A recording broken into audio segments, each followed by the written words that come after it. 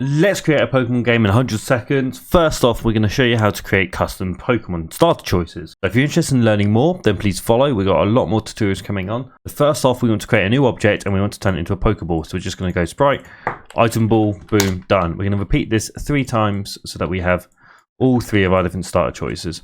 Up the top here, you can see the object ID. Remember that because we're going to use it later.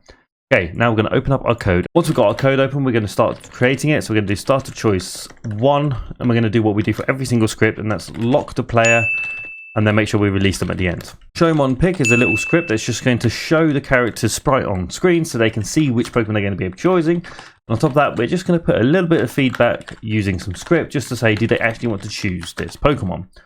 With this, we're going to turn it into a option. So we're going to put in message box, yes, no, and that will just create a selection.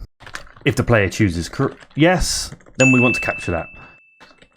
That's exactly what this line of script does. If the variable they put in is yes, then we're going to complete this code. This piece of code is going to give them the Pokemon.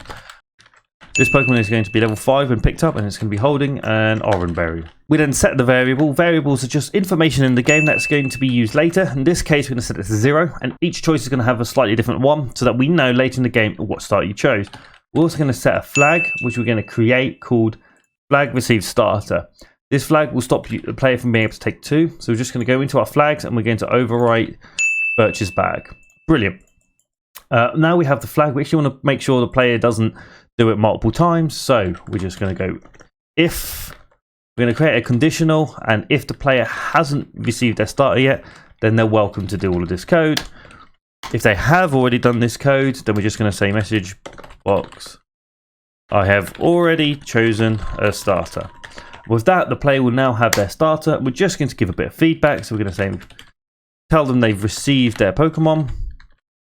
And we're going to play some music so that they get some sort of audio feedback by playing a fanfare. It just plays short pieces of music.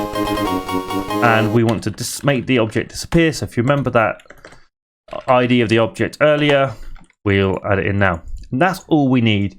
We're now going to repeat this 3 times, and we're just going to change it to starter choice 2, starter choice 3, and we're going to change it up which Pokemon are each one. So once you have that, we're going to go back to our maps, and we're going to attach each of the correct script to the one we choose. So we're going to do number 1, number 2, number 3, and save, compile, and you'll be able to play the game with those new changes.